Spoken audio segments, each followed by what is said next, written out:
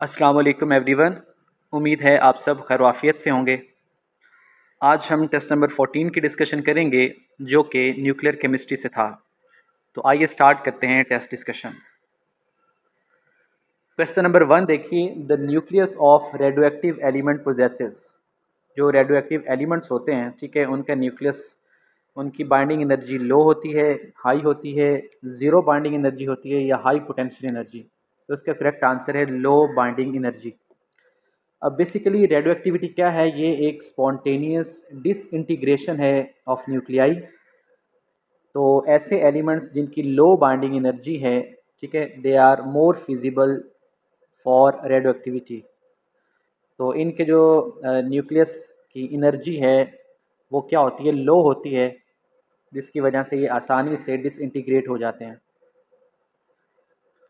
Question number 2 देखें, positron has nearly the same weight as that of. अब positron जो है, इनका जो वेट होता है वो सिमिलर होता है टू इलेक्ट्रॉन्स। ठीक है, पॉजिट्रॉन बेसिकली क्या है? द पॉजिट्रॉन और एंटी इलेक्ट्रॉन, इसे एंटी इलेक्ट्रॉन भी कहा जाता है, इज़ द एंटी पार्टिकल और the anti matter counter part of electron. यानी ये इलेक्ट्रॉन का काउंटर पार्ट है। तो क्या होगा कि इसका जो वेट है, मैस है, वो इक्वल होगा इलेक्ट्रॉन के, ठीक है, लेकिन इलेक्ट्रिक चार्ज जो है इस पर पॉजिटिव होगा। तो positron is the counter part of electron which have the same mass as that of electron but opposite charge. Question number 3 देखें, the proper rays for radio carbon dating are. अब radio carbon dating के लिए जो raise हैं, proper raise, वो कौन सी हैं इनकी प्रोडक्शन के लिए? वो हैं कॉस्मिक रेज। ठीक है, तो यहाँ ज़रा देखिएगा, रेडियो एक्टिव आइसोटॉप जो है वो कौन सा है? कार्बन 14। ठीक है, carbon 14 is a radio active isotope. तो ये प्रोड्यूस होता है एटमॉस्फेयर में by the action of cosmic रे न्यूट्रॉन्स ऑन नाइट्रोजन। अब क्या होगा कि कॉस्मिक रे न्यूट्रॉन्स जो हैं जब नाइट्रोजन के न्यूक्लियस पे के साथ टकराएंगे तो क्या होगा? नाइट्रोजन की डिसइंटीग्रेशन होगी और नतीजतन कार्बन 14 प्रोड्यूस होगा। ठीक है, तो क्वेश्चन क्या था कि कार्बन 14, ठीक है, रेडियो कार्बन डेटिंग जो है इसका प्रॉपर सोर्स क्या है? इसका सोर्स है कॉस्मिक रेज। कि कॉस्मिक रेज की वजह से एटमॉस्फेयर में कार्बन 14 प्रोड्यूस होती है। क्वेश्चन नंबर 4 देखें, formation of nucleus from its nucleons is accompanied by. अब न्यूक्लियस की formation from its nucleons, nucleons किसे कहते हैं? न्यूक्लियॉन्स कहते हैं प्रोटॉन और न्यूट्रॉन को। ठीक है, तो जब न्यूक्लियस की फॉर्मेशन होती है तो इसके नतीजे में जो मैस है वो डिक्रीज होता है। तो इसी रीज़न देखिएगा, व्हेन न्यूक्लियॉन्स यानी प्रोटॉन्स और neutrons they come together to form a nucleus, a small amount of mass is lost. अब वो मैस कहाँ यूज़ होता है? ठीक है, lost due to binding energy that holds the nucleus together. और इसको क्या कहते हैं? इसे मैस डिफेक्ट कहा जाता है। क्या कहा जाता है? Mass defect. अब ज़रा देखें कि एक न्यूक्लियस, उसमें अगर हम नंबर ऑफ़ प्रोटॉन और नंबर ऑफ़ न्यूट्रॉन, उनके इंडिविजुअल मैसेस को जमा करें तो वो ज़्यादा होगा as compare to the mass of the nucleus. ठीक है, तो बेसिकली कुछ मैस जो है वो यूटिलाइज हो जाता है, उसे आप बाइंडिंग एनर्जी के तौर पे कह सकते हैं। और जो जो चेंज आता है मैस में, इसको कहा जाता है मैस डिफेक्ट। तो mass effect is converted into energy according to Einstein equation. अब जैसे कि E is equal to M C square है। ठीक है, तो इस कॉन्सेप्ट में हम कहते हैं कि वो मैस जो है जो कि डिक्रीज हुआ है वो कहाँ कन्वर्ट हुआ? वो एनर्जी में कन्वर्ट हो गया। ठीक है, तो इसलिए करेक्ट आंसर क्या है? डिक्रीज। क्वेश्चन नंबर 5 देखिए, a particle having the same charge and 200 times greater mass than that of electron is. तो इसको क्या कहते हैं? इसे पॉजिट्रॉन, प्रोटॉन, न्यूट्रिनो या मेजॉन।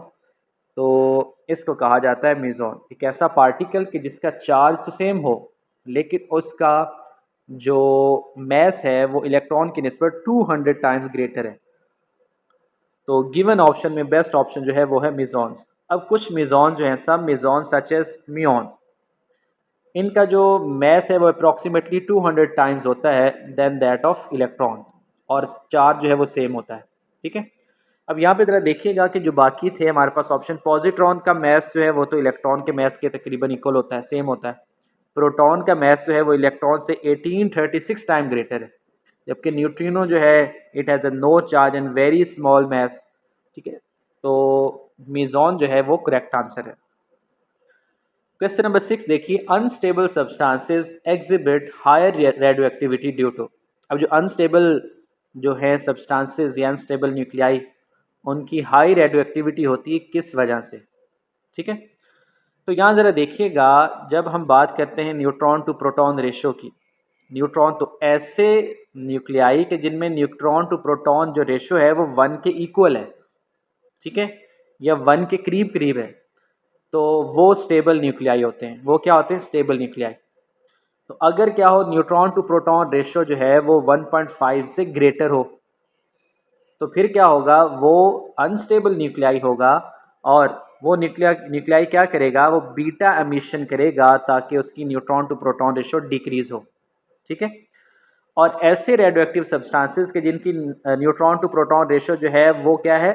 वो 1 से लेस है, लेस देन 1 है।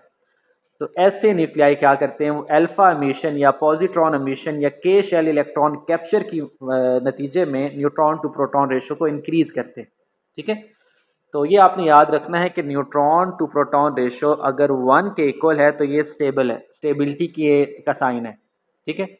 तो अनस्टेबल न्यूक्लियाई उनकी प्रोटॉन टू न्यूट्रॉन या न्यूट्रॉन टू प्रोटॉन रेशो जो है अगर हाई हो या लो हो, तो दोनों केसेस में वो क्या होते हैं? वो अनस्टेबल होते हैं। तो इसलिए डी ऑप्शन जो है ये करेक्ट है। नेक्स्ट क्वेश्चन देखिएगा, question number 7, atom A possesses higher values of packing fraction than atom B, the relative stabilities of A and B are. अब यहाँ पे स्टेबिलिटी जो है, ठीक है, उसका हमने कंपैरिजन करना है पैकिंग फ्रैक्शन से। अब एटम ए की पैकिंग फ्रैक्शन हायर है as compare to atom B, तो रिलेटिव स्टेबिलिटी की जब हम बात करेंगे तो रिलेटिव स्टेबिलिटी जो है वो इन्वर्सली प्रोपोर्शनल है पैकिंग फ्रैक्शन के, ठीक है। तो इसका मतलब है फिर बी वाला जो होगा मोर स्टेबल होगा as compare to atom A, ठीक है। तो करेक्ट आंसर जो है बी ऑप्शन है। ये ज़रा देखें, packing fraction is inversely proportional to the stability, so the atom which has lower value of packing fraction is more stable. Question number 8 देखें, the radiations from a naturally occurring radio element as seen after deflection in a magnetic field in one direction are. अब question ये है कि एक radio active element है, उसने radiation अमिट की हैं और उन रेडिएशन को जब देखा गया मैग्नेटिक फील्ड के अंदर, तो वो वन डायरेक्शन में डिफ्लेक्ट हुई हैं, ठीक है। तो हमने बताना है कि वो कौन सी रेज हो सकती हैं? वो अल्फ़ा रेज, बीटा रेज, या both alpha and beta raise, या आइदर अल्फ़ा और बीटा रेज, ठीक है। तो इसका करेक्ट आंसर है आइदर अल्फ़ा और बीटा रेज। अब यहाँ क्वेश्चन में देखिएगा कि उन्होंने कहा है कि मैग्नेटिक फील्ड के इफेक्ट के नतीजे में डिफ्लेक्शन जो है वन डायरेक्शन में हुई है, वन डायरेक्शन में। अब हमारे पास अल्फ़ा रेज ये भी क्या करती हैं? डिफ्लेक्शन शो करती हैं, और बीटा रेज जो कि इलेक्ट्रॉन्स होते हैं ये भी डिफ्लेक्शन शो करते हैं अंडर मैग्नेटिक फील्ड, ठीक है। अब क्योंकि deflection one side one direction में हुई, इसका मतलब है या तो वो अल्फ़ा रेज थी या फिर बीटा रेज थी, ठीक है। तो इस वजह से आइदर अल्फ़ा और beta rays is a correct answer. अब यहाँ ज़रा देखिएगा, नेचुरली अकरिंग जो रेडियो एलिमेंट्स हैं, ठीक है, such as uranium and thorium, ये अल्फ़ा और बीटा रेडिएशन अमिट करते हैं। जब हम मैग्नेटिक फील्ड पर इनकी डिफ्लेक्शन देखेंगे, अल्फ़ा रेज जो हैं, ठीक है, वो एक डायरेक्शन में और बीटा रेज इसके ऑपोजिट डायरेक्शन में डिफ्लेक्ट करेंगी, ठीक है। तो एक वन डायरेक्शन में इन दोनों में से कोई एक हो सकती है, या अल्फ़ा हो। अच्छा, नेक्स्ट क्वेश्चन देखें, alpha particles can be detected by using. अब अल्फ़ा पार्टिकल्स को डिटेक्ट करना है तो उसके लिए क्या यूज़ किया जाता है? Thin aluminium sheet, barium sulphate, zinc sulphide screen, या फिर गोल्ड फॉइल। तो इसका करेक्ट आंसर है जिंक सल्फाइड स्क्रीन। अब अल्फ़ा पार्टिकल्स को डिटेक्ट करने के लिए हम क्या यूज़ करेंगे? Zinc sulphide screen. बेसिकली क्या है कि जब alpha particles zinc sulphide screen पर फॉल करती हैं तो it produces flash of light, ठीक है, और इस प्रोसेस को हम कहते हैं स्किंटिलेशन, ठीक है। जबकि थिन एल्यूमिनियम फॉइल जो है अल्फ़ा पार्टिकल्स जो है, ठीक है, can be stopped bye a thin layer of air और शीट ऑफ पेपर। तो थिन एल्यूमिनियम शीट क्या करेगी? ये अल्फ़ा पार्टिकल्स को स्टॉप कर देगी। तो इस वजह से हम थिन एल्यूमिनियम फॉइल के ज़रिए अल्फ़ा पार्टिकल्स को डिटेक्ट नहीं कर सकते। इसी तरह बेरियम सल्फेट जो है, तो this is use to detect X rays not alpha particles. X rays को डिटेक्ट करने के लिए हम बेरियम सल्फेट को यूज़ करते हैं, तो अल्फ़ा पार्टिकल्स के को डिटेक्ट करने के लिए इसे यूज़ नहीं किया जाता। अब गोल्ड फॉइल जो है, ठीक है, अल्फ़ा पार्टिकल्स गोल्ड फॉइल में से पास कर जाते हैं। ठीक है, जब पास करेंगे तो क्या होगा, तो इसको हम डिटेक्शन के तौर पे तो यूज़ नहीं कर सकेंगे। ठीक है, अब जो एक्सपेरिमेंट है जीजर मार्सडन एक्सपेरिमेंट, उसमें गोल्ड फॉइल को यूज़ किया जाता है और उस पर अल्फ़ा पार्टिकल्स की बम्बार्डमेंट करवाई जाती है। ठीक है, जो कि हमने पढ़ा है रदरफोर्ड के एक्सपेरिमेंट में भी। ठीक है, तो गोल्ड फॉइल जो है वो अल्फ़ा पार्टिकल्स को डिफ्लेक्ट तो कर सकती है, लेकिन गोल्ड फॉइल जो है ये डिटेक्टर के तौर पे एक्ट नहीं करता। ठीक है, तो अगर हमने अल्फ़ा पार्टिकल्स को डिटेक्ट करना है तो उसके लिए हम फिर क्या यूज़ करेंगे, zinc sulphide screen is the best. ठीक है, तो गिवन ऑप्शन में से सी ऑप्शन करेक्ट होगा। क्वेश्चन नंबर 10 देखें, a radio active isotope having a half life of 3 days was received after 12 days. It was found that there were 3 grams of the isotope in the container. The initial weight of the isotope when packed was.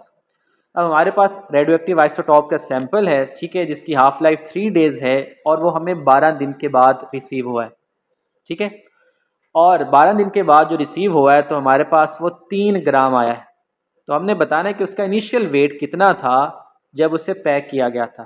ठीक है, तो ये बहुत ही simple है। Half life क्या है, 3 days, और कितने दिनों के बाद मिला है, 12 days के बाद। तो इसका मतलब है 4 हाफ लाइफ गुजरी हैं।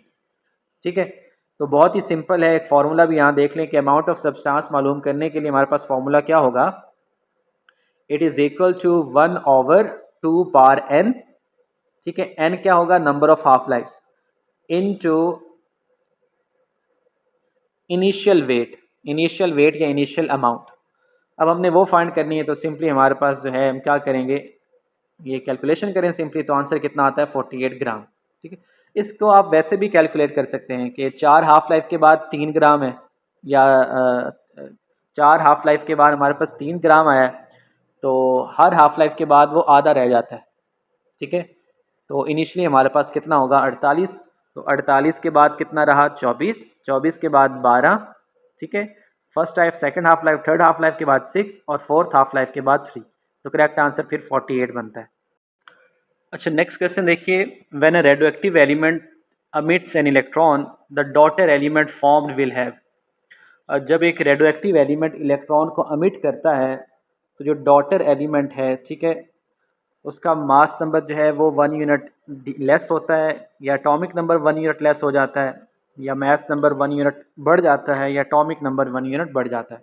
तो इसका करेक्ट आंसर है atomic number 1 unit more. Basically जो इलेक्ट्रॉन एमिशन है वो होती है due to neutron decay. Neutron decay होता है, किसमें कन्वर्ट होता है, प्रोटॉन और इलेक्ट्रॉन में। इलेक्ट्रॉन एमिट हो जाता है जबकि प्रोटॉन जो है वो न्यूक्लियस में चला जाता है। ठीक है, तो होता क्या है कि प्रोटॉन क्योंकि एक ऐड हो रहा है न्यूक्लियस में, इस वजह से एटॉमिक नंबर इंक्रीज हो जाता है। ठीक है, ज़रा देखिएगा, अब beta particle is an electron emitted by a radioactive nucleus. In beta decay, one of the neutrons in the nucleus suddenly changes into proton, causing an increase in the atomic number of the parent element. ठीक है, तो इस तरह जो है atomic number increase हो जाता है बाय 1 यूनिट। नेक्स्ट क्वेश्चन देखें, a radioactive isotope decays at such rate that after 192 minutes only 1/16 of the original amount remains, its half life is. अब हमने हाफ लाइफ फाइंड करना है। ठीक है, हाफ लाइफ कितनी है, और ये बताया गया है कि रेडियोएक्टिव आइसोटॉप जो है उसके 192 मिनट्स के बाद जो उसकी अमाउंट बाकी बची है वो 1/16 ऑफ ओरिजिनल है, ऑफ ओरिजिनल अमाउंट। ठीक है, तो यहाँ पे ज़रा रिलेशन देखिएगा कि n इज़ द अमाउंट जो कि रिमेन है, बाकी बची है, और n नॉट होता है इनिशियल अमाउंट। ठीक है, तो इसकी रेशो ज़रा देखें। फॉर एग्जांपल हमारे पास n/n नॉट, n कितना है हमारे पास, n है हमारे पास 1/16, इनिशियल कितना होता है 1, तो इसका मतलब है ये रेशो क्या बनेगी, ये रेशो आएगी 1/16। ठीक हो गया। अब इसी तरह हमें यह भी मालूम है कि initial amount over remaining amount जो होती है ये किसके इक्वल होती है, it is equal to 2 power n। n is the number of half life, number of half life. तो इसका मतलब है हम इन दोनों रिलेशंस को क्या कर रहे हैं, इक्वलाइज कर रहे हैं। वो इक्वलाइज कैसे करेंगे, ये जो 2n है किसके इक्वल रह जाएगा, 16 के इक्वल। ठीक है, आपने क्या करना है, आपने इन दोनों इक्वेशंस को कंबाइन करना है। ठीक है, इन दोनों को कंपेयर करें तो आपके पास ये वाला रिलेशन बनेगा, ये वाला। ठीक है, दिस वन। अब यहाँ से बहुत इजीली से आप एन की वैल्यू निकाल सकते हैं। एन की वैल्यू कितनी है, 4। इसका मतलब है जो नंबर ऑफ हाफ लाइफ गुजरी हैं वो कितनी है, 4। ठीक है, अब 192 मिनट्स ये 4 हाफ लाइफ का टाइम है, तो 1 हाफ लाइफ यहाँ से निकाल लें, 192 को 4 पे डिवाइड कर दें, हमारे पास क्या आएगा, 48 मिनट्स। 48 मिनट्स। तो इसको एक और तरह भी आप कर सकते हैं, ज़रा देखिएगा कि हमारे पास 192 मिनट्स है। ठीक है, हम देखना चाहते हैं कि कितनी हाफ लाइफ गुजरी हैं। अब फर्स्ट हाफ लाइफ के बाद हमारे पास क्या रहता है, 1/2।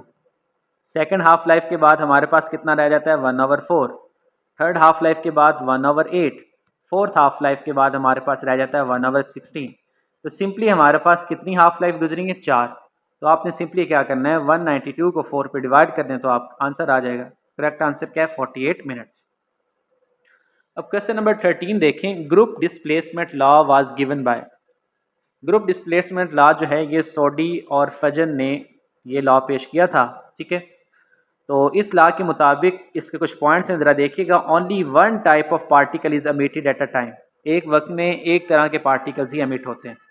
ठीक है, सेकंड पॉइंट क्या है कि जब अल्फा पार्टिकल एमिशन होगी तो जो डॉटर एलिमेंट होगा, न्यूली फॉर्म्ड एलिमेंट, उसका एटॉमिक नंबर 2 यूनिट्स लेस हो जाएगा और उसका मास नंबर 4 यूनिट लेस हो जाएगा। ठीक है, और ग्रुप पोजीशन में फिर वो कहाँ जाएगा, वो शिफ्ट होगा 2 प्लेसेस टुवर्ड्स लेफ्ट।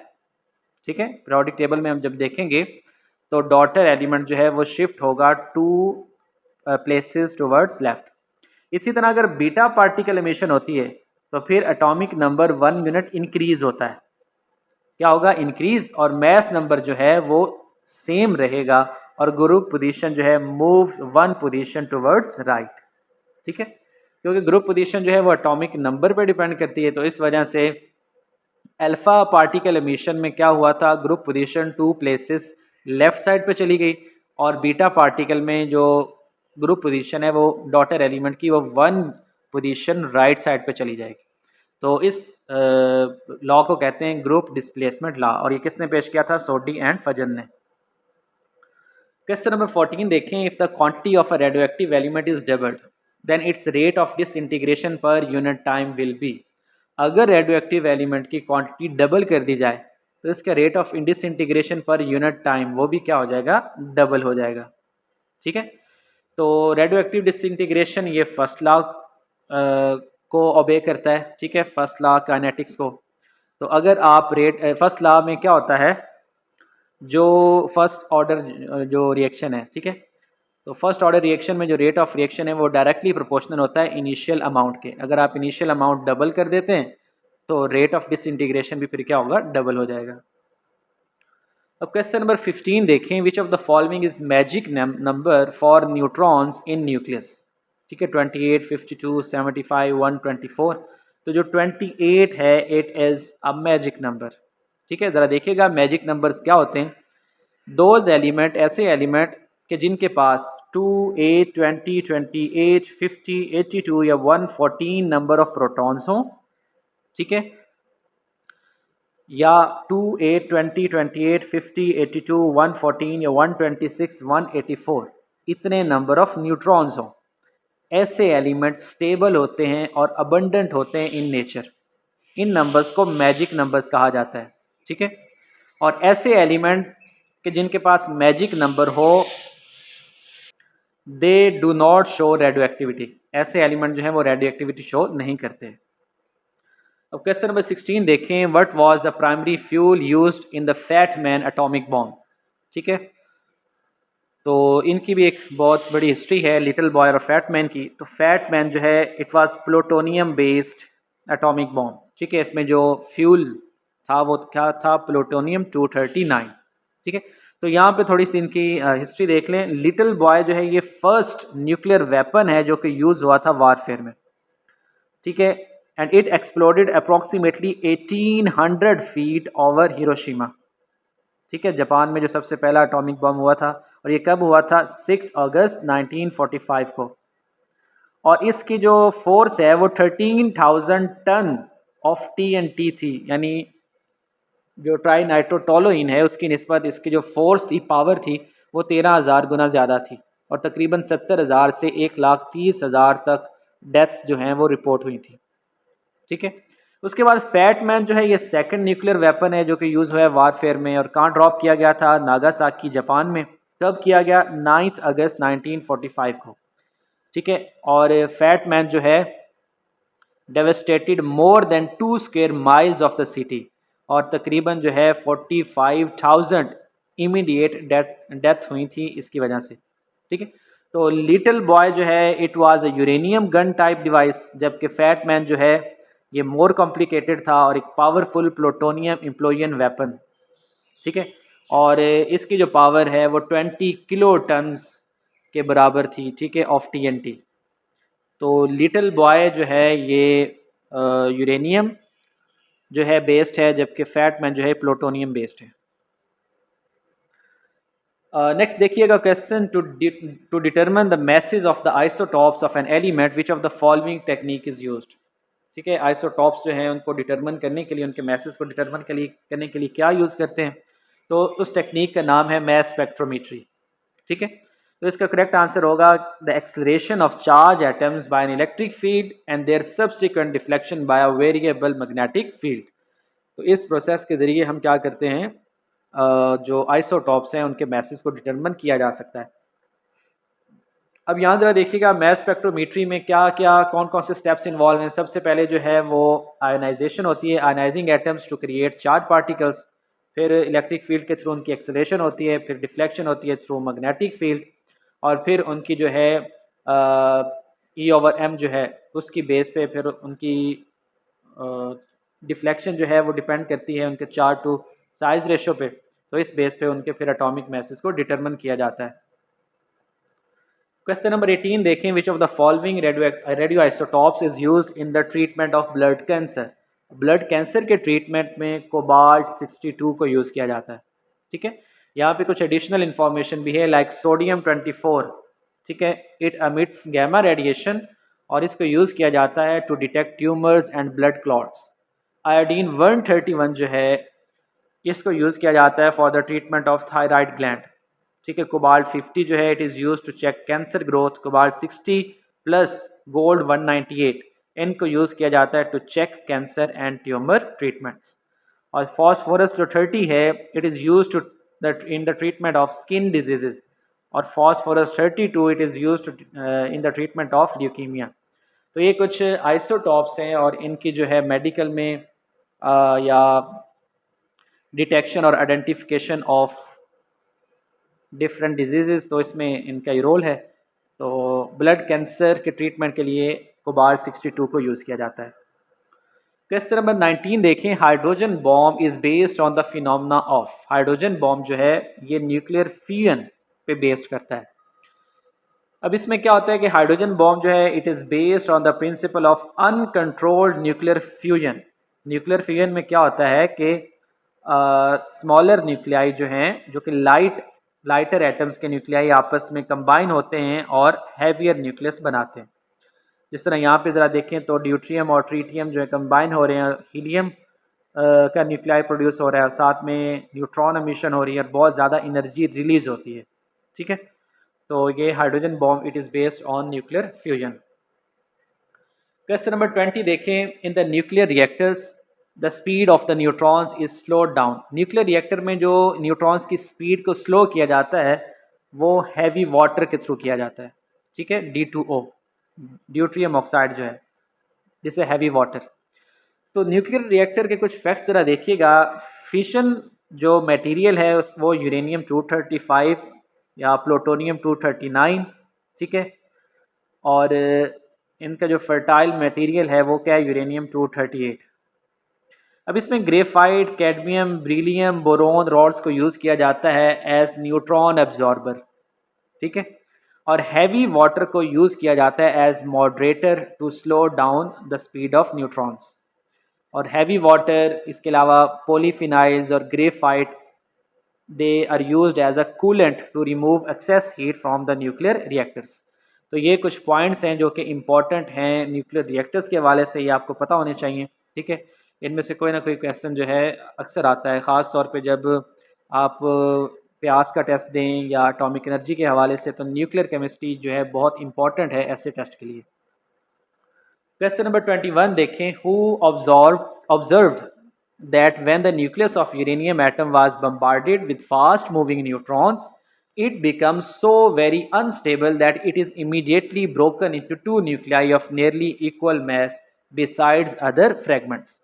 तो ये सबसे पहले किसने ऑब्जर्व किया था कि जब यूरेनियम एटम जो है उस पर फास्ट मूविंग न्यूट्रॉन्स को बम्बार्ड करवाया जाता है तो यूरेनियम का न्यूक्लियस जो है वो अनस्टेबल होके ब्रेक हो जाता है, टूट जाता है दो न्यूक्लियाई में। तो ये जो है सबसे पहले ऑब्जर्व किया था हॉर्न एंड स्ट्रैसमैन ने। ठीक है, इन 1938 German chemist auto horn and Fritz Strassmann discovered nuclear fission. Basically ये न्यूक्लियर फिजन है। ठीक है, इसमें जब यूरेनियम को बम्बार्ड करवाया गया फास्ट मूविंग न्यूट्रॉन से तो वो ब्रेक हुआ, ठीक है, स्मॉलर न्यूक्लियाई में, और साथ में क्या हुआ, बहुत ज़्यादा एनर्जी रिलीज़ हुई। तो ये एक कह लें कि ग्राउंड ब्रेकिंग डिस्कवरी थी in nuclear physics and it leads to the significance advances in energy production and nuclear research. तो इसके अलावा जे थॉमसन जो है, जो कि ऑप्शन में है, तो जे थॉमसन ने इलेक्ट्रॉन को डिस्कवर किया था न्यूक्लियर फिजन में, इसकी कोई स्टडी नहीं थी। चैडविक ने न्यूट्रॉन को डिस्कवर किया था but did not observe nuclear fission. और आइंस्टाइन जो है, it propose the famous equation is equal to mc², but discovery of nuclear fission में इसकी कोई कंट्रीब्यूशन नहीं है। ठीक है, तो ये पॉइंट आपने याद रखना है कि सबसे पहले किसने ऑब्जर्व किया था। क्वेश्चन नंबर 22 देखें, carbon 14 dating method is based on the fact that. अब कार्बन 14 जो है, ये मेथड जो है ये बेस्ड करता है किस फैक्ट पे? It is based on the fact that ratio of carbon 14 and carbon 12 is constant. ठीक है, कार्बन 14 और कार्बन 12 की जो रेशियो होती है वो कांस्टेंट होती है।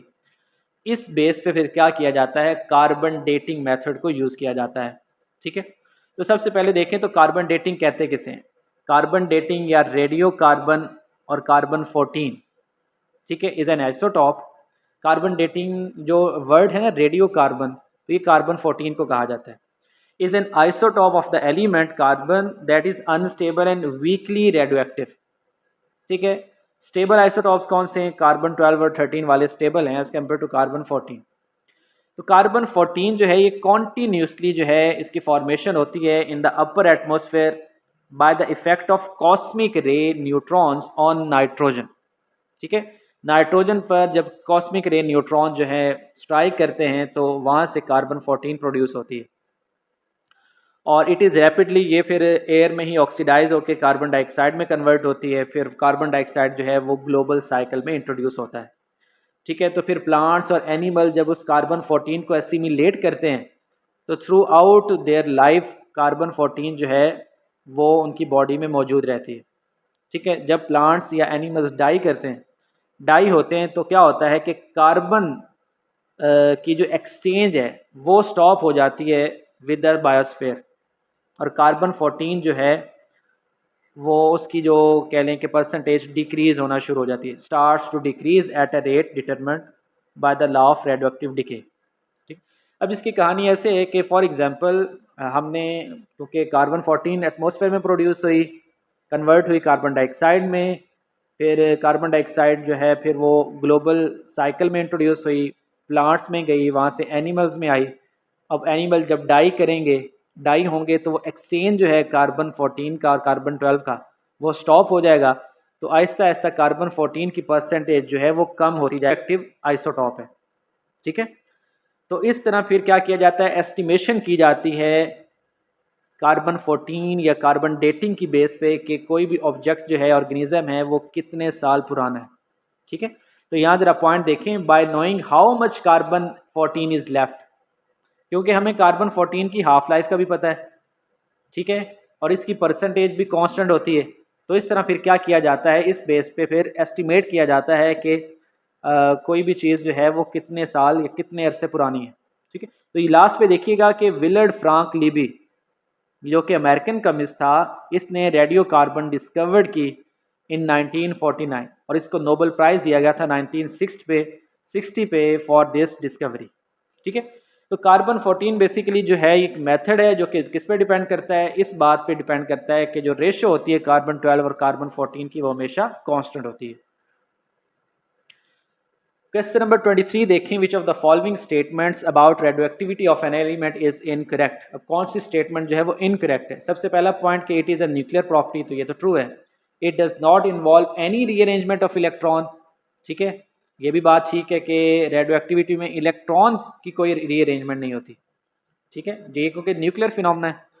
उसके बाद है it's rate is affected by change in temperature और प्रेशर, ठीक है, सी ऑप्शन जो है ये इनकरेक्ट है, ठीक है। डी ऑप्शन भी देखते हैं, it remains unaffected by the presence of other element और elements chemically combined with it, तो ये ट्रू है।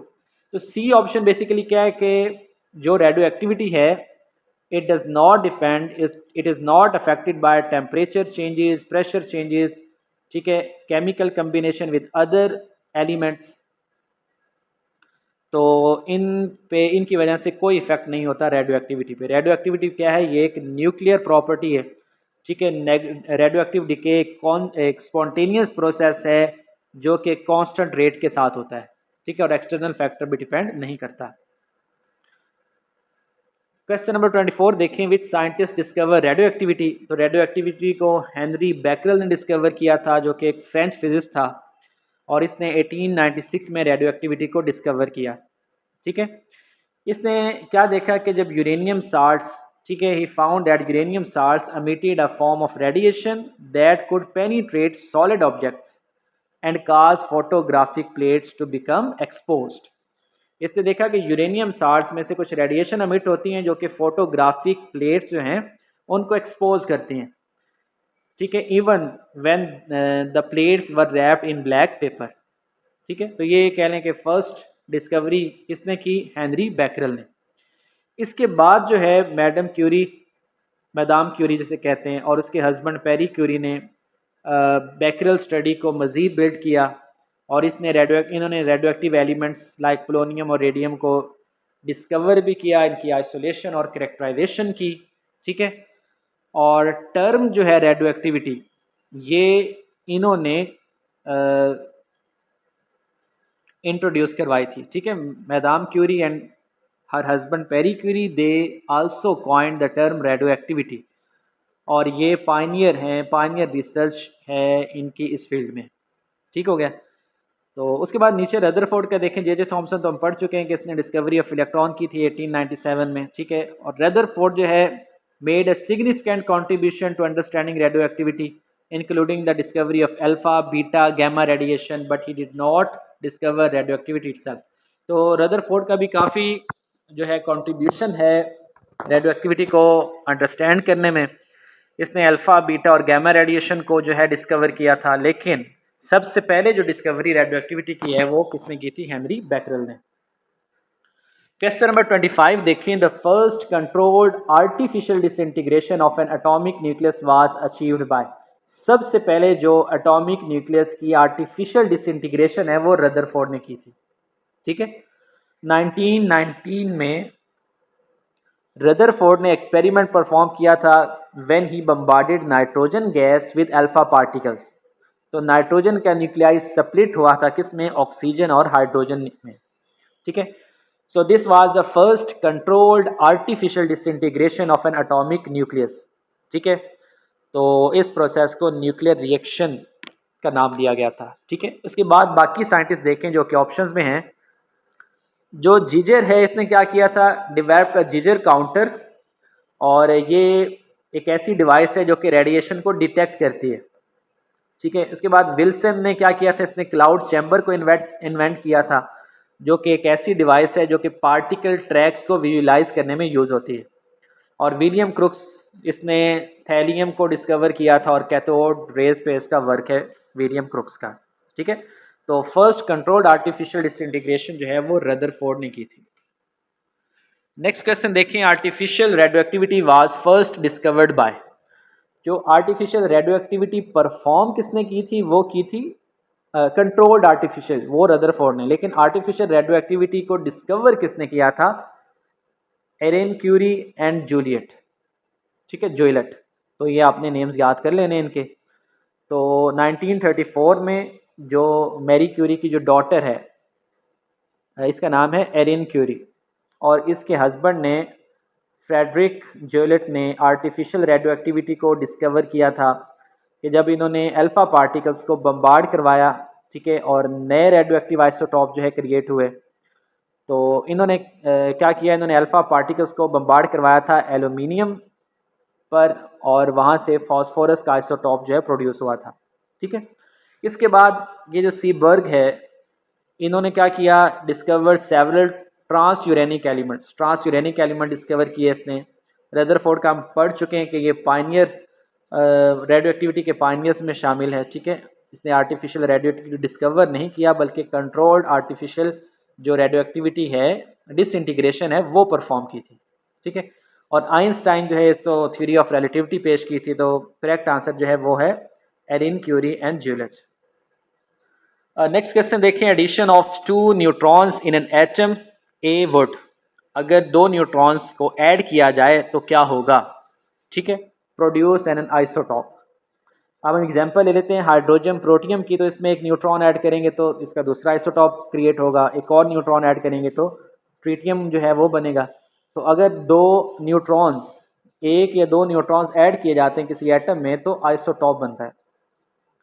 नेक्स्ट क्वेश्चन देखें, the nuclides with same difference of number of neutrons and number of protons are called, ऐसे nuclide के जिनमें number of neutron और number of proton का डिफरेंस सेम हो, उसे आइसोडाइफर्स कहा जाता है। क्या कहा जाता है, आइसोडाइफर्स, ठीक है। इसमें क्या होगा कि न्यूट्रॉन और प्रोटॉन की जब आप डिफरेंस निकालेंगे तो वो सेम होगा। अब यहाँ पे कुछ आइसोडाइफर्स की एग्जांपल है, लाइक यूरेनियम 235 और थैलियम 231। इनके न्यूट्रॉन और प्रोटॉन की अगर आप रेशियो फाइंड करें तो वो सेम आएगी। इसी तरह पोटाशियम 39 और जो फ्लोरीन है 19, तो ये भी आइसोडाइफर्स हैं। कॉपर 65 और chromium 55, they are also isodiaphers.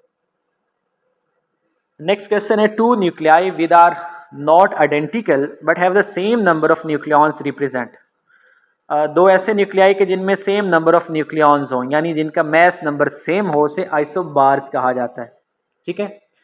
और आइसोबार्स जो हैं ये डिफरेंट एलिमेंट के एटम्स होते हैं, सेम मैस नंबर होता है लेकिन डिफरेंट एटॉमिक नंबर होता है।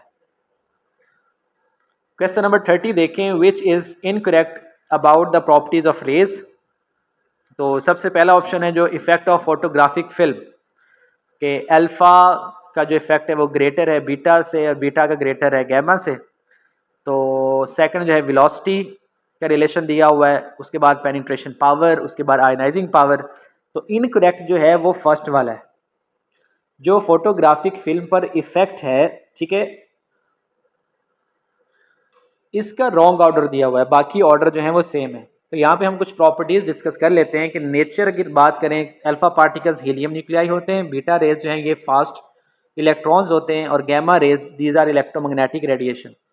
वेलोसिटी जो है, अल्फा रेज की वेलोसिटी जो है वेलोसिटी ऑफ लाइट की निस्बत 1/10 है, ठीक है। बीटा रेज की वेलोसिटी ऑफ लाइट के इक्वल, और गैमा रेज की वेलोसिटी ऑफ लाइट के इक्वल होती है। पेनिट्रेशन पावर जो है सबसे ज़्यादा गैमा रेज की है, अल्फा पार्टिकल्स की सबसे कम है, ठीक है, due to their heavier mass. उसके बाद स्टॉप्ड बाय, ठीक है, ये आगे बताया हुआ है कि जिसकी पेनिट्रेशन जो है वो ज़्यादा होगी तो जाहिर बात है ज़्यादा थिकनेस रिक्वायर्ड होगी उसको स्टॉप करने के लिए, ठीक है। तो गैमा रेज को स्टॉप करने के लिए जो थिकनेस ज़्यादा रिक्वायर्ड है, ठीक है, सेवरल सेंटीमीटर थिक लेड या फिर कंक्रीट लेयर जो है इसको स्टॉप कर सकती है। जबकि अल्फ़ा पार्टिकल जो है पेपर हो या 0.01 मिलीमीटर थिक एल्यूमिनियम शीट हो तो वो क्या करेगी, अल्फ़ा रेज को स्टॉप कर देगी। इसी तरह आयनाइजिंग पावर जो है सबसे ज़्यादा अल्फ़ा रेज की है, alpha rays are the most ionising as among beta and gamma. Question number 31 देखें, विच रिलेशन इज़ इनकरेक्ट। तो यहाँ पे इनकरेक्ट जो है वो रिलेशन बताना है हमने। तो रिलेशन पहले हम देख लेते हैं। 1 curie equals to 3.7 10⁻10 disintegration per second, और 1 रदरफोर्ड जो है it is equal to 10⁻6 disintegration per second. 1 curie किसके इक्वल है, it is equal to the 3.7 10⁻4 Rutherford, और 1 बैकरल जो है 1 इन डिसइंटीग्रेशन पर सेकेंड को कहा जाता है। और 1 ग्रे जो है it is equal to the 1 kg tissue receiving 1 joule of energy. ठीक है, तो ये आपने कुछ रिलेशन है इनको याद कर लेना है। तो इसकी बेस पे अगर हम देखें कि कौन सा इनकरेक्ट है तो ए वाला भी सही है, सी वाला भी सही है, डी वाला भी सही है, बी वाला रॉन्ग है। ठीक है, बी वाला क्या है, रॉन्ग है। तो बी वाला रॉन्ग क्यों है, क्योंकि वहाँ लिखा हुआ है 1 curie is equal to 2.8 10 raise power 4। यहाँ पे एक्चुअल वैल्यू क्या है, वो है 1 curie is equal to 3.7 10 raise power 4 Rutherford. Question number 32 देखें, when a radioactive element emits successively 1 alpha particle and 2 beta particle, the atomic number of the daughter element. अब जब 1 alpha particle emission होगी तो atomic number में 2 की कमी आएगी, और फिर जब 2 बीटा पार्टिकल्स एमिशन होंगे तो बीटा पार्टिकल के नतीजे में तो एटॉमिक नंबर 1 यूनिट इंक्रीज होता है। ठीक है, तो 1 अल्फा पार्टिकल और 2 बीटा पार्टिकल एमिशन के नतीजे में एटॉमिक नंबर सेम रहेगा। एटॉमिक नंबर क्या रहेगा, सेम रहेगा। क्वेश्चन नंबर 33 देखें, विच of the following statement is incorrect. ठीक है, फर्स्ट ऑप्शन क्या है, the decay constant is independent of external factors, तो ये तो ट्रू है। Nuclear isomer have same number of protons and neutrons, तो ये भी सही है। The decay constant is independent of the amount of substance used, तो ये भी ठीक है। और फोर्थ क्या है, the value of decay constant generally decreases with the rise in temperature, तो ये रॉन्ग है, क्योंकि जो डिके कांस्टेंट है, ठीक है, ये एक फंडामेंटल प्रॉपर्टी है रेडियोएक्टिव सब्सटेंसेस की और एक्सटर्नल फैक्टर्स पे डिपेंड नहीं करती। ठीक है, तो decay constant is a characteristic of the nucleus and depends only on the nuclear properties, not on external conditions. Question number 34 देखें, how much time is required for a 5.75 milligram sample of chromium to decay to 1.50 milligram if it has a half life of 27.8 days. अब उन्होंने half life बता दी है, ठीक है, और ये भी बताया है कि 5.75 मिलीग्राम सैंपल है। ठीक है, कितना टाइम लगेगा इसको डिके होने में 5.75 से 1.50 तक। ठीक है, तो इसका मतलब है सबसे पहले हम हाफ लाइफ की बेस पे इसका क्या फाइंड करेंगे, डिके कांस्टेंट। ठीक है, तो के किसके इक्वल होता है, के इक्वल होता है 0.693 ओवर हाफ लाइफ। तो यहाँ से हमारे पास डिके कांस्टेंट की वैल्यू क्या आ रही है, वो आ रही है वैल्यू 0.0249। ठीक है, तो ये हमारे पास डिके कांस्टेंट की वैल्यू आ गई। अब जब डिके कांस्टेंट की वैल्यू आ गई है तो हम क्या फार्मूला, ये वाला फार्मूला यूज़ करेंगे। ठीक है, कि टाइम जो है ये किसके इक्वल है, it is equal to the 2.303 over K into log N I over N naught. अब एन आई तो है, ये तो इनिशियल अमाउंट है, एन नॉट जो है जो कि आफ्टर डिसइंटीग्रेशन कितनी बची है। ठीक है, तो ये हमने बतानी है। सिंपली हम क्या करेंगे, अच्छा क्वेश्चन नंबर 35 देखिएगा, potassium 40 decays to argon 40 with a half life of 1.27 10 raise power 9 years. अब हमारे पास पोटाशियम 40 जो है, ठीक है, किस में कन्वर्ट हो रहा है, आर्गॉन 40 में, और हाफ लाइफ कितनी है 1.27 10 रेज पर 9। ठीक है, और हमने बताना है कि what is the age of a rock in which the mass ratio of argon, ठीक है, आर्गॉन और पोटाशियम की जो मैस रेशियो है वो 3.6 है। हमारे पास एक ऐसा सैंपल है रॉक का कि जिसमें आर्गॉन और पोटाशियम की रेशियो कितनी है, 3.6। ठीक है, और पोटाशियम 40 डिके हो रहा है आर्गॉन में और उसकी हाफ लाइफ भी दी हुई है। ठीक है, तो सबसे पहले तो हम क्या करेंगे, डिके कांस्टेंट फाइंड कर लेंगे, वही फार्मूला है 0.693 ओवर हाफ लाइफ। तो यहाँ से हमारे पास के यानी कि डिके कांस्टेंट की वैल्यू आ जाएगी, वो कितनी है, वो है 5.46 10 रेज पर -10 ईयर्स। ठीक है, अब यहाँ ज़रा देखिएगा कि इतने अरसे के बाद या हमारे पास जो सैंपल है उसमें रेशो क्या है, 3.6 है। ठीक है, इसका मतलब है कि आर्गॉन जो है वो पोटाशियम की निस्बत 3.6 टाइम्स ज़्यादा है। ठीक है, तो इनिशियल अमाउंट कितनी होगी, इनिशियल जो हमने पोटाशियम की अमाउंट लेनी है, तो वो ज़रा देखिएगा। इनिशियल अमाउंट जब हम बात करेंगे तो हम यहाँ लिखते हैं 1। अब इनिशियल अमाउंट में हम क्या करेंगे, 3.6 में 1 ऐड कर देंगे, तो ये क्या हो जाएगा 4.6। ठीक है, तो यहाँ ज़रा देखिएगा, if the mass of argon is 3.6 times that of potassium, then the original mass of potassium must have been 3.6 plus 1 equals to 4.6 times that now present। ठीक है, अब की निस्बत जो है इनिशियल जो है वो पोटाशियम जो है कितना ज़्यादा होगा, वो 4.6 टाइम्स होगा। ठीक, तो हम सिंपल वही फॉर्मूला यूज़ करेंगे। फॉर्मूला क्या यूज़ कर रहे हैं, T is equal to 2.303 over K, यानी डिके कांस्टेंट, उसकी हमने वैल्यू पुट कर दी है, multiply log n over n not. अब n नॉट होता है इनिशियल अमाउंट। अब यहाँ पे हमने n वैल्यू कितनी ली है पोटाशियम की 1, और इनिशियल कितनी होगी 4.6, तो हमारे पास आंसर कितना आ रहा है 2.8 10 रेज पर 9 यस। तो ये इसका करेक्ट आंसर है। क्वेश्चन नंबर 36 देखें, the energy release during the fission of 1 kg of uranium is. अगर 1 किलोग्राम हमारे पास यूरेनियम हो और उसकी फिशन में कितनी एनर्जी रिलीज होगी, तो ये हमने फाइंड करना है। तो सबसे पहले तो हम क्या देखेंगे कि number of the mass of 1 मोल। ठीक, यूरेनियम के 1 मोल का मैस कितना होता है 235 gram. Number of atoms in 1 kg कितने आएंगे, तो सिंपली आप क्या करोगे 1000 divided by 235 multiply Avogadro number, तो हमारे पास नंबर ऑफ एटम्स आ जाएंगे। अब ये पॉइंट आपने याद रखना है कि जो एनर्जी रिलीज होती है पर एटम वो होती है 200 मेगा इलेक्ट्रॉन वोल्ट। तो 1 kg अगर हमारे पास यूरेनियम हो तो उसमें कितने नंबर ऑफ एटम्स होंगे, और उन नंबर ऑफ एटम्स को हम मल्टीप्लाई कर लेते हैं 200 मेगा इलेक्ट्रॉन वोल्ट से। ठीक है, अब मेगा इलेक्ट्रॉन वोल्ट जो है, इलेक्ट्रॉन वोल्ट को अगर जाउल में कन्वर्ट करना हो तो हमें मल्टीप्लाई करना होता है 1.6 10 रेज पावर -13 जाउल। ठीक है, तो जब हम इस सारी वैल्यूज़ को मल्टीप्लाई करेंगे तो हमारे पास आंसर कितना आता है 8 मल्टीप्लाई 10 रेज पावर 13 जाउल। तो इतनी एनर्जी रिलीज होगी अगर 1 kg यूरेनियम की फिशन हो। क्वेश्चन नंबर 37 देखें, the disintegration constant of a radioactive isotopes whose half life is.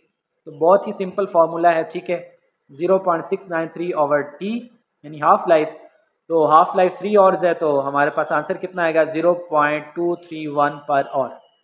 ठीक है, तो ये इसका करेक्ट आंसर है। नेक्स्ट क्वेश्चन देखें, the half life of a radioactive element is 40 days, calculate the average life. अब हाफ लाइफ दी है, एवरेज लाइफ फाइंड करनी है, तो इसके लिए हमारे पास फार्मूला होता है average life is equal to 1.44 multiply half life.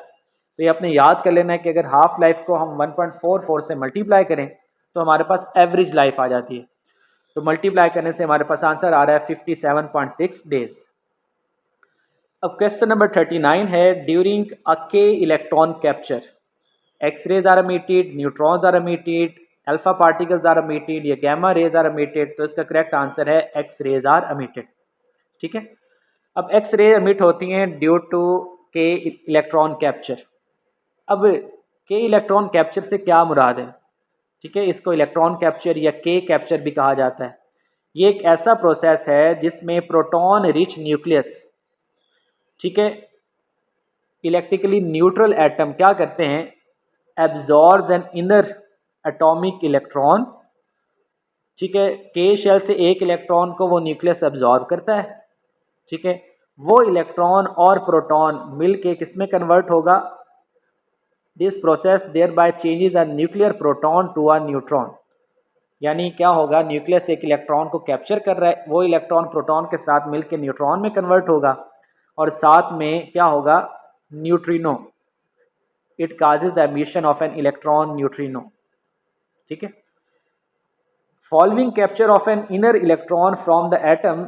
अब क्योंकि कहाँ से इलेक्ट्रॉन कैप्चर हुआ था, के शेल से, तो वहाँ पे वैकेंसी क्रिएट हो जाएगी, तो आउटर शेल से इलेक्ट्रॉन इनर शेल में जाएगा, नतीजतन एनर्जी रिलीज होगी, और वो जो एनर्जी रिलीज होती है वो एक्स रेज की फॉर्म में होती है। तो इस वजह से जब के इलेक्ट्रॉन कैप्चर होता है तो एक्स रेज एमिट होती हैं। नेक्स्ट क्वेश्चन देखिएगा, ये हमारे पास क्वेश्चन है कि थैलियम जो है 232 ये किस में कन्वर्ट होता है, लेड में 208। The number of alpha and beta particle emitted during the above reaction is, यानी कितने अल्फा पार्टिकल्स एमिट होंगे और कितने बीटा पार्टिकल्स एमिट होंगे, तो वो हमने बताना है। अब नंबर ऑफ अल्फा पार्टिकल्स जो हैं कितने एमिट होंगे, इसके लिए हमारे पास फॉर्मूला है 232, यानी कि जो पेरेंट न्यूक्लियाई है उसका मैस नंबर माइनस डॉटर का मैस नंबर डिवाइडेड बाय 4। तो ये हमारे पास 24/4, तो ये 6 अल्फ़ा पार्टिकल्स एमिट होंगे। और बीटा पार्टिकल के लिए फॉर्मूला क्या है, 2 × 6 माइनस दोनों के एटॉमिक नंबर को माइनस कर देना, 90 - 82, तो ये आंसर आता है 4। तो इसका मतलब है 6 अल्फ़ा पार्टिकल्स एमिट होंगे और 4 बीटा पार्टिकल्स एमिट होंगे। तो नंबर ऑफ अल्फ़ा पार्टिकल्स और बीटा पार्टिकल्स कितने एमिट होंगे उसके लिए ये आपने फॉर्मूला याद कर लेना है। नेक्स्ट हमारे पास कुछ कंप्यूटर के एमसीक्यूज़ हैं, ठीक है, ऑपरेटिंग सिस्टम्स के हवाले से। तो यहाँ पे देखिएगा question, which of the following is not an operating system. अब विंडोज़, लिनक्स, डॉस ये सभी ऑपरेटिंग सिस्टम है और एक्सेल जो है ये ऑपरेटिंग सिस्टम नहीं है। विच of the following is the extension of note pad. Note pad का जो एक्सटेंशन है वो है .txt, टेक्स्ट, ठीक है। और which of what is the full name of FAT। FAT का फुल नेम क्या है, फाइल एलोकेशन टेबल, ठीक है, file allocation table. Next question देखें, BIOS, BIOS इज यूज्ड, ठीक है, it is used by operating systems, operating system के तौर पे इसको यूज़ किया जाता है। What is the mean of the boating in the operating system. Boating का मतलब होता है कि कंप्यूटर को रीस्टार्ट करना, रीस्टार्टिंग कंप्यूटर। उसके बाद है the size of virtual memory is based on which of the following. Virtual memory की जो साइज़ है वो एड्रेस बस पे डिपेंड करती है, बेस करती है। और which of the following is not application software. तो विंडोज 7 जो है ये एप्लीकेशन सॉफ्टवेयर नहीं है। WordPad, Photoshop, MS Excel ये सभी एप्लीकेशन सॉफ्टवेयर हैं, ठीक है। विंडोज 7 जो है ये सिस्टम सॉफ्टवेयर है। नेक्स्ट क्वेश्चन देखिएगा, which of the following operating systems does not support more than one program at a time. तो डॉस जो है it does not support more than one program at a time, जबकि बाकी में आप कर सकते हैं। Which Windows was introduced to my computer. तो विंडो 95 में जो है माई कंप्यूटर इसको इंट्रोड्यूस किया गया था। What is the number of characters content in the primary name of the file MS-DOS। तो इसमें जो नंबर ऑफ कैरेक्टर्स हैं, ठीक है, प्राइमरी नेम के, वो 8 कैरेक्टर्स तक हो सकते हैं, 8 कैरेक्टर्स, अप टू 8 कैरेक्टर्स। तो ये जो टेस्ट था ये हमारा टेस्ट नंबर 14 था, जिसमें हमने न्यूक्लियर केमिस्ट्री के हवाले से और कुछ कंप्यूटर के MCQs को डिस्कस किया है। और न्यूक्लियर केमिस्ट्री का चैप्टर बहुत ही इंपॉर्टेंट है, बहुत से कॉम्पिटिटिव एग्ज़ाम में इससे रेलेवेंट क्वेश्चन आते हैं, तो इसको अच्छे से तैयार करने की ज़रूरत है। उम्मीद है कि आपको डिस्कशन जो है इसका बहुत फ़ायदा हुआ होगा। इंशाल्लाह नेक्स्ट लेक्चर में फिर हाजिर होंगे। अपना बहुत